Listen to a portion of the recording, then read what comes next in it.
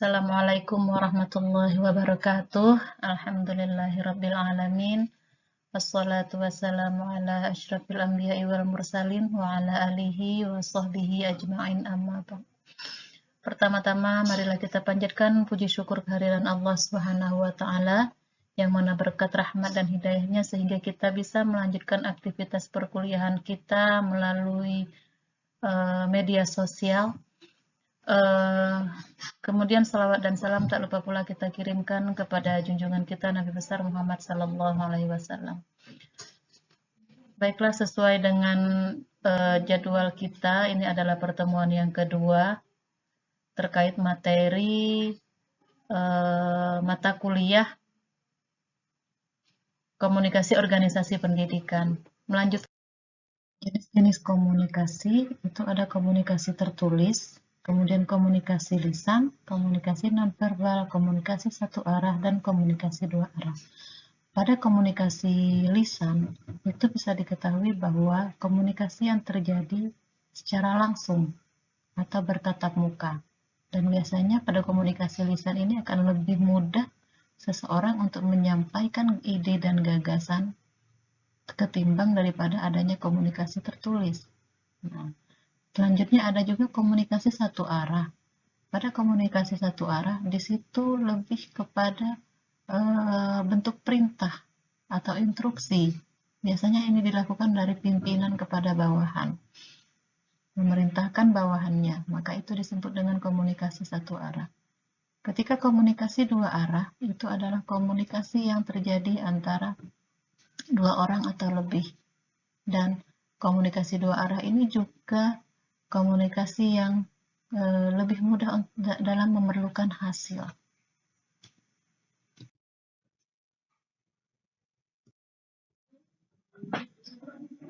Kemudian komunikasi organisasi.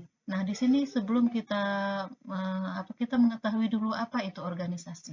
Nah, salah satu organisasi itu adalah lembaga pendidikan adalah termasuk organisasi. Kenapa kita sebut dengan organisasi? Karena dia terdapat struktur organisasinya, kemudian dia memiliki visi dan misi, memiliki tujuan, dan memiliki tujuan yang ingin dicapai. Nah, di sini kita pahami dulu apa itu pengertian organisasi. Pengertian organisasi menurut Chester Barnard itu adalah sebuah sistem kerja. Nah, jadi yang namanya organisasi itu pasti terdiri dari beberapa orang. Tidak mungkin yang namanya organisasi hanya terdiri dari satu orang. Bagaimana sistem kerja itu bisa terlaksana? Bagaimana kerjasama dalam suatu organisasi bisa terlaksana dengan baik jika tidak ada komunikasi antara satu dengan yang lainnya?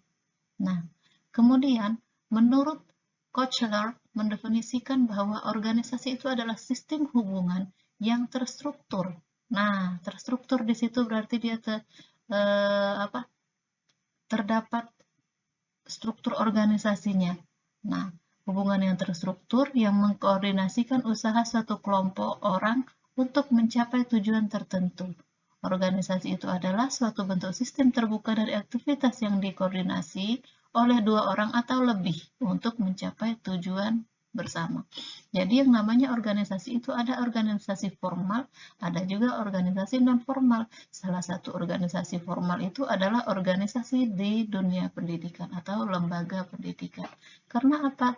Karena di sana terdapat struktur organisasinya, organisasinya memiliki visi dan misi yang jelas, organisasinya dilaksanakan melalui perencanaan yang terencana dengan baik, dan lagi organisasinya memiliki tujuan yang ingin dicapai. Nah, itu yang disebut dengan organisasi yang terencana dan organisasi yang formal. Selanjutnya, organisasi itu adalah sebagai suatu sistem. Organisasi sebagai suatu sistem itu dikarenakan di dalamnya terdapat sekelompok orang yang memiliki hubungan keterkaitan antara satu dengan yang lain, sehingga mampu bersosialisasi dengan para pelaku organisasi. Dalam perilaku organisasi, individu-individu harus mampu menyesuaikan diri dengan cara bersosialisasi dengan yang lain. Nah, hal seperti ini akan membuat tugas yang diberikan akan terasa mudah karena dapat dilakukan secara bersama. Nah, itulah gunanya tadi dalam sebuah organisasi perlu adanya struktur, perlu adanya perencanaan, perlu adanya evaluasi. Karena apabila sebuah organisasi tidak terstruktur, tidak memiliki perencanaan yang baik, maka organisasi tersebut akan sulit mencapai tujuan yang diinginkan. Salah satu organisasi yang yang terstruktur itu yaitu seperti organisasi di lembaga pendidikan. Nah, organisasi yang terkecil juga bisa terdapat dalam lembaga pendidikan, yaitu umpamanya seperti kepanitiaan, ada kegiatan, baik itu perlombaan ataupun atau kegiatan peringatan Hari Besar Islam. Nah, di sana tentu ada juga terdapat organisasi. Kenapa kita katakan ada organisasi di dalamnya? Karena dia memiliki struktur. Ada ketua, ada sekretaris, ada bendahara, dan ada keanggotaan. Dengan adanya struktur tersebut, maka sistem kerjasama yang ada di dalamnya, komunikasi yang terjalin di dalam sebuah organisasi akan terlaksana dengan baik, sehingga tujuan yang ingin dicapaikan tadi akan dirasakan terlaksana dengan baik.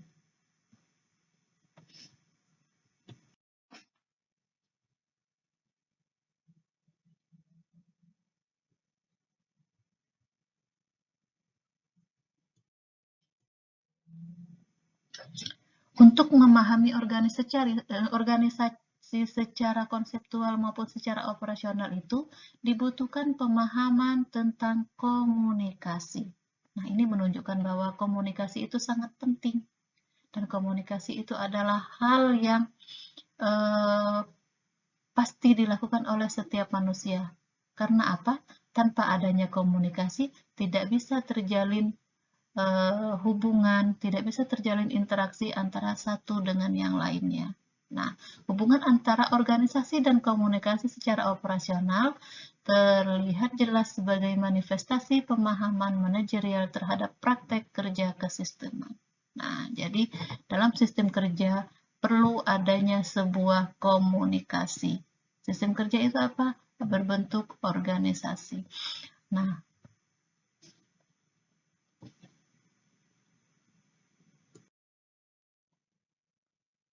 selanjutnya pengertian komunikasi organisasi. Nah, di sini kita menyatukan antara konsep komunikasi tadi dengan konsep organisasi, sehingga kita bisa memahami bahwa komunikasi organisasi itu apa. Nah, menurut dari Yosal Iriantara dan Usep Syarifuddin itu memberikan konsep atau memberikan definisi bahwa komunikasi organisasi itu terdapat beberapa macam. Antara lain ada yang disebut dengan komunikasi vertikal,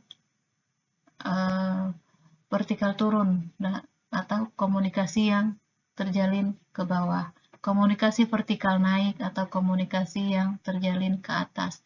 Kemudian komunikasi horizontal, komunikasi yang setara atau sejawat, dan komunikasi diagonal lintas bidang. Dalam organisasi, komunikasi vertikal baik naik maupun turun terjalin antara bawahan dengan atasan dan juga sebaliknya. Sementara komunikasi horizontal terjalin yang dilakukan oleh orang yang setara kedudukannya dalam organisasi, antara sesama pimpinan, sesama bawahan, dan lain sebagainya.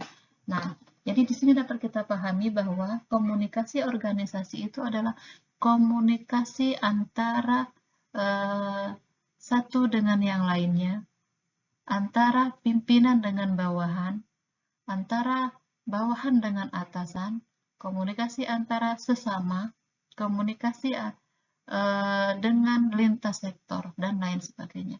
Nah, kenapa dikatakan ada komunikasi antara komunikasi vertikal dan komunikasi horizontal?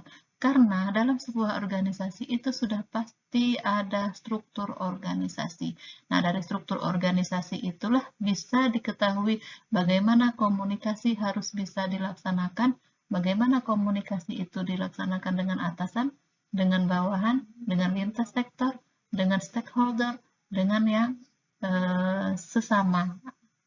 Umpamanya seperti di lembaga pendidikan. Bagaimana komunikasi antara pimpinan kepala sekolah dengan bawahannya?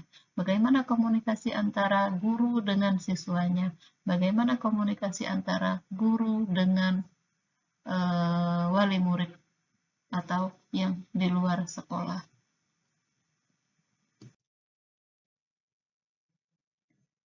Selanjutnya pembagian organisasi. Nah, tadi sudah dijelaskan bahwa yang namanya organisasi itu tentunya memiliki visi dan misi.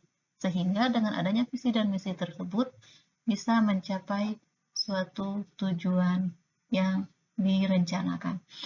Nah, organisasi itu ada yang formal, ada juga yang non formal. Nah, organisasi yang formal itu menurut Herbert Hicks dalam bukunya Wursanto itu antara lain ciri-ciri atau yang disebut dengan organisasi formal itu pertama tentunya memiliki struktur yang baik yang dapat menggambarkan hubungan-hubungan wewenang, kekuasaan, akuntabilitas, dan tanggung jawab. Nah, dari struktur itu pula dapat menunjukkan saluran-saluran melalui komunikasi hubungan. Nah, ketika organisasi tidak memiliki struktur organisasi, tidak terstruktur, maka organisasi tersebut belum dikatakan organisasi formal. Kenapa dikatakan begitu? Karena dalam organisasi tersebut akan menjadi semeraut, karena tidak adanya atasan, tidak adanya bawahan, sehingga hubungan dan komunikasi sulit terlaksana dengan baik. Dan dengan adanya struktur organisasi, di situ akan timbul sebuah tanggung jawab, akan timbul sebuah wewenang, karena dia memiliki jabatan-jabatan tersendiri, sehingga memiliki tugas dan tanggung jawab, memiliki fungsi dan tugas sesuai dengan struktur yang sudah tersusun tersebut. Yang kedua, yang dikatakan dengan organisasi formal tentunya memiliki spesifikasi jabatan yang jelas bagi setiap anggota. Hierarki dan tujuan organisasi formal dinyatakan dengan tegas. Nah, yang namanya struktur organisasi itu tentunya memiliki rincian kerja, memiliki tujuan organisasi, sehingga ketika memiliki tujuan, maka SDM yang ada dalam sebuah organisasi tentunya bisa melakukan hal-hal sesuai dengan tugas dan tanggung jawab yang telah diberikan, sehingga tujuan yang direncanakan dalam pelaksanaannya bisa berjalan dengan baik, ketika dalam penggerakannya bisa berjalan dengan baik, sehingga akan tercapai tujuan yang diinginkan, tujuan yang diharapkan.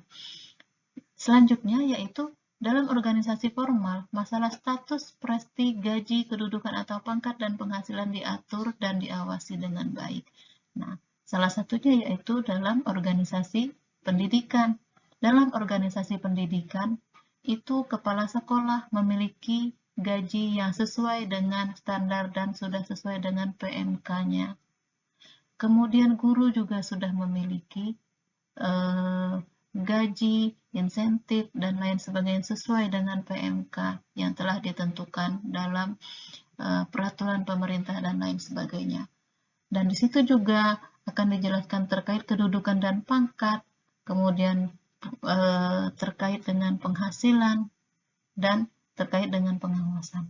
Nah, itu dikatakan dengan organisasi formal. Jadi organisasi formal itu dia tentunya berdasarkan daripada ada dasar hukumnya. Untuk terkait gaji ada dasar hukum, sehingga untuk penggajian bisa dibayarkan berapa, pada golongan berapa, tunjangan bisa dibayarkan pada fungsional apa, dan lain sebagainya. Nah, di situ baru bisa dikatakan organisasi tersebut adalah organisasi formal. Dan organisasi formal itu bisa bertahan lama dan direncanakan sebab penempatannya sesuai dengan peraturan, maka relatif tidak fleksibel dan keanggotaannya diperoleh secara sadar pada waktu tertentu dan umumnya terbuka. Selanjutnya, organisasi formal itu keanggotaannya diperoleh secara sadar dalam waktu tertentu dan terbuka. Kemudian pembagian organisasi yang kedua yaitu organisasi non-formal. Nah, organisasi non-formal itu memiliki ciri-ciri. Yang pertama, disusun secara bebas, spontan, tidak pasti, dan tidak fleksibel. Kemudian, keanggotaannya diperoleh secara sadar atau secara tidak sadar. Selanjutnya, kapan seorang menjadi anggota sulit ditentukan. Yang keempat, tidak ada perincian secara tegas tentang tujuan organisasi. Kemudian, selanjutnya biasanya bersifat sementara. Kemudian tidak mempunyai struktur yang dinyatakan dengan baik. Yang dinyatakan dengan baik maksudnya struktur yang tidak sesuai dengan peraturan.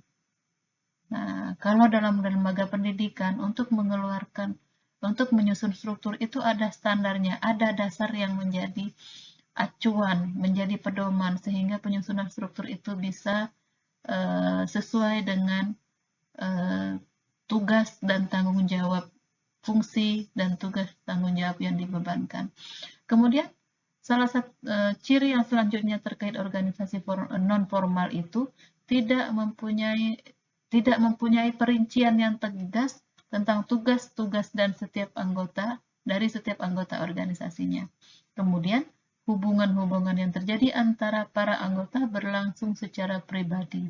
Nah, sementara kalau yang ke organisasi formal itu ketika melakukan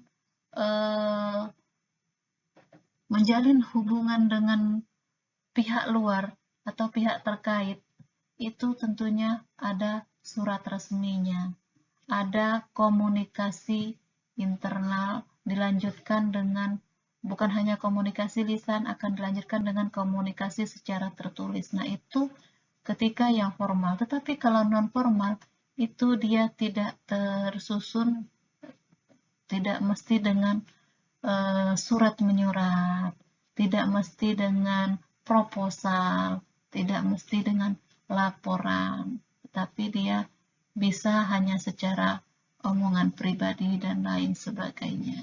Nah, itu adalah non formal. Nah, di sini baru kita memberikan penjelasan terkait komunikasi organisasi pendidikan. Dari awal kita sudah mengetahui komunikasi itu apa, jenis komunikasi itu seperti apa saja, kemudian unsur-unsur dari komunikasi itu apa saja, itu sudah kita pahami pada pertemuan yang lalu. Kemudian kita juga sudah memahami organisasi itu seperti apa, dan organisasi itu membutuhkan apa, yang dibutuhkan atau ciri-ciri dari sebuah organisasi itu kita sudah pahami juga. Sekarang kita kaitkan komunikasi organisasi pendidikan. Nah, di sini pengertian komunikasi pendidikan itu diartikan sebagai komunikasi yang terjadi dalam suasana pendidikan. Dengan demikian, komunikasi pendidikan adalah proses perjalanan pesan atau informasi yang merambah bidang atau peristiwa pendidikan. Proses pembelajaran pada hakikatnya adalah proses komunikasi. Penyampaian pesan dari pengantar ke penerima, pesan yang disampaikan berupa isi ajaran yang dituangkan ke dalam simbol-simbol komunikasi baik verbal maupun nonverbal. Nah, di sini dapat diketahui bahwa yang namanya komunikasi pendidikan tentunya komunikasi yang terjalin terkait dengan dunia pembelajaran. Di sana akan ada komunikasi antara guru dan siswa, akan ada materi yang akan disampaikan, akan ada media yang digunakan, akan ada metode yang digunakan dalam proses pembelajaran. Nah, karena dalam komunikasi pendidikan itu tentu ada terkait guru, ada siswanya, ada metode yang digunakan, ada media yang digunakan, ada materi yang diajarkan. Nah, itu makanya disebut dengan komunikasi pendidikan. Nah, dari uraian tersebut, dari uraian di atas itu dapat kita simpulkan bahwa komunikasi pendidikan adalah suatu tindakan yang memberikan kontribusi yang sangat penting dalam pemahaman dan praktek interaksi komunikasi dan organisasi pendidikan, serta tindakan seluruh individu yang terlibat di dalam dunia pendidikan. Di sini juga dijelaskan bahwa komunikasi organisasi pendidikan itu merupakan sebuah interaksi yang terjadi di antara unit-unit komunikasi dari suatu organisasi pendidikan. Dan komunikasi organisasi pendidikan dapat berlangsung kapan saja yang melibatkan orang-orang yang berada dalam organisasi tersebut, baik atasan, bawahan, ataupun unsur pimpinan dan unsur bawahan, antara guru dan siswa di sekolah, maupun siswa dengan siswa lainnya, maupun antara guru dan orang tua murid, dan lain sebagainya. Nah, jadi dalam komunikasi organisasi pendidikan itu, unsur yang terdapat di dalamnya bukan hanya guru, bukan hanya siswa, bukan saja kepala sekolah, tetapi terlibat juga di situ ada orang tua atau stakeholder yang terlibat di luar dari sekolah. Karena apabila tidak ada komunikasi antara pihak sekolah dengan orang tua murid, maka tujuan pendidikan akan sulit juga tercapai. Jadi perlu adanya komunikasi antara seluruh warga sekolah yang terdiri dari kepala sekolah, guru, tenaga kependidikan atau bagian administrasi, kemudian siswa, dan juga orang tua murid. Sehingga apabila terjadi komplain di antara unsur-unsur dari pendidikan tersebut, maka tujuan dari pendidikan, tujuan yang diharapkan, tujuan yang direncanakan akan tercapai dengan baik. Kemudian pada proses komunikasi dalam organisasi pendidikan melalui proses komunikasi internal. Nah, komunikasi internal adalah komunikasi yang terjalin antara kepala sekolah dan guru yang khas dan disertai dengan pertukaran gagasan secara horizontal dan vertikal di lingkungan sekolah. Dan komunikasi internal ini memiliki dua dimensi, dimensi vertikal, kemudian memiliki dimensi horizontal dan dimensi diagonal. Pada dimensi vertikal itu komunikasi dari pimpinan, baik itu kepala sekolah, baik itu rektor, baik itu direktur lembaga pendidikan, itu kepada bawahannya, yaitu kepada guru, kepada dosen, kepada staf dengan cara timbal balik. Nah, jadi komunikasi dalam bentuk dimensi vertikal ini adanya komunikasi antara pimpinan dan bawahan. Kemudian komunikasi horizontal itu komunikasi mendatar antara guru dengan dosen dengan staf. Nah, kemudian dimensi diagonal komunikasi yang terjalin antara unsur pimpinan dalam sebuah organisasi pendidikan. Selanjutnya, selain dari komunikasi internal, komunikasi dalam dunia pendidikan, komunikasi organisasi dalam dunia pendidikan itu juga ada komunikasi eksternalnya. Apa itu komunikasi eksternal? Yaitu komunikasi antara pimpinan organisasi pendidikan, baik itu kepala sekolah, ataupun kalau di perguruan tinggi itu rektor. Nah, kalau di sekolah itu adalah kepala sekolah, kalau di madrasah adalah dia kepala madrasah.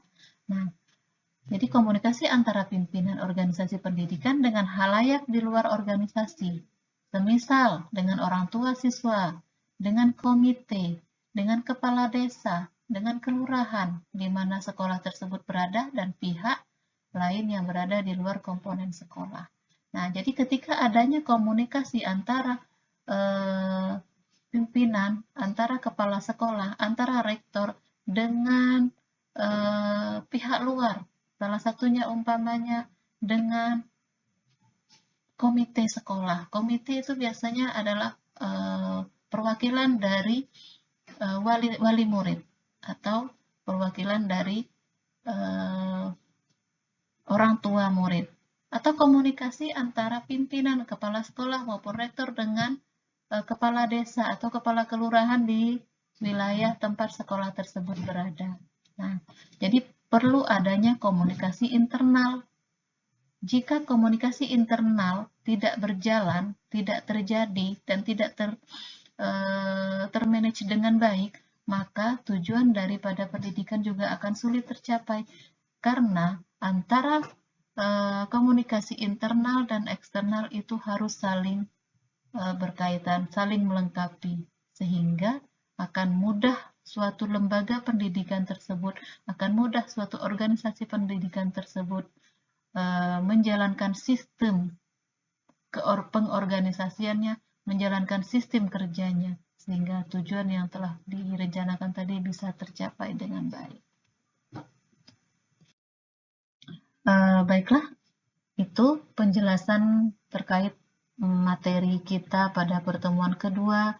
Untuk penjelasan lebih konkret mengenai apa itu komunikasi organisasi pendidikan. Jadi, komunikasi organisasi pendidikan ini sangat penting dan merupakan mata kuliah yang sangat menunjang adanya sistem kependidikan di lembaga pendidikan. Demikian materi kita pada hari ini. Saya akhiri dengan wassalamualaikum warahmatullahi wabarakatuh.